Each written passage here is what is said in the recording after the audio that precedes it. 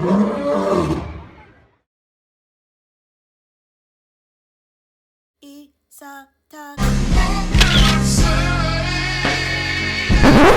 ye are forgers of lies. Ye are all physicians of no value.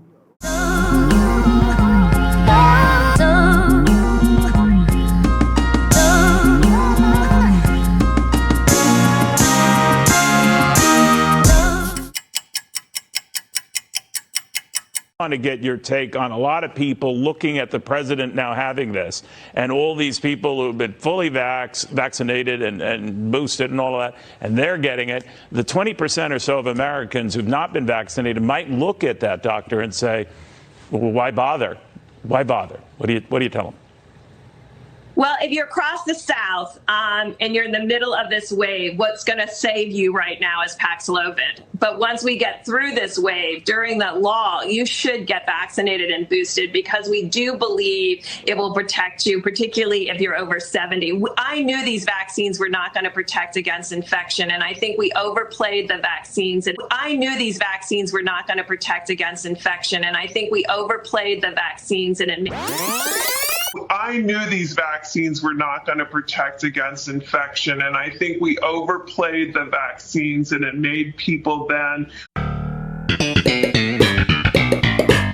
You should get vaccinated and boosted because we do believe it will protect you, particularly if you're over 70. I'm totally supportive of vaccination. Obviously, I've worked on vaccines for a large portion of my life. I understand how this vaccine was made. I understand the safety of the vaccine. And critically, I understand the depth of the efficacy of this vaccine. This is one of the most highly effective vaccines we have in our infectious disease arsenal. And so that's why I'm very enthusiastic about the vaccine.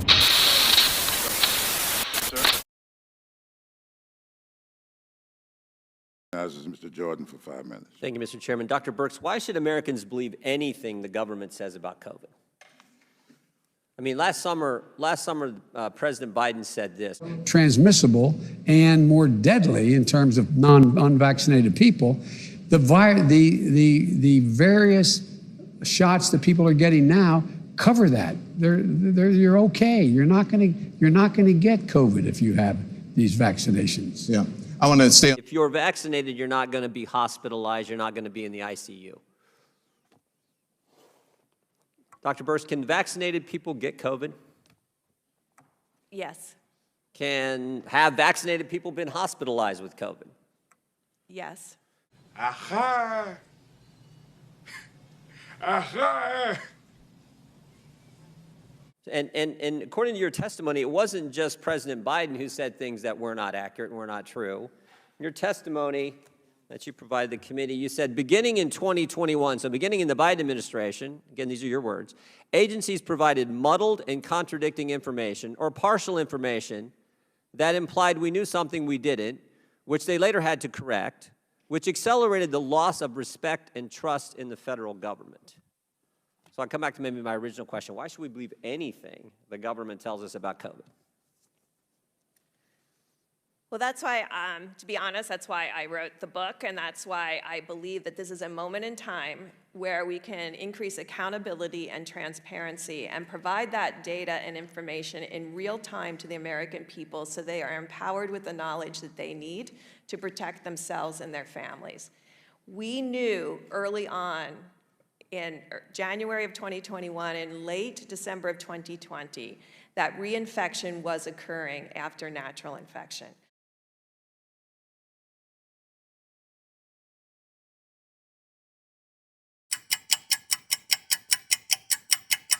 That pill, if you want to call it that, intelligent pill, at the time was already small enough by then to implant under the skin with a horse needle, a large hypodermic needle.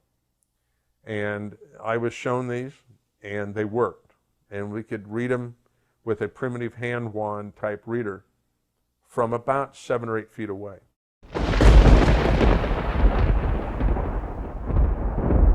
You think we're just going to put all these videos up and go into the scriptures, but we're deceiving you? Go ahead. Yea, in heart ye work wickedness. Ye weigh the violence of your hands in the earth. The wicked are estranged from the womb. They go astray as soon as they be born, speaking lies.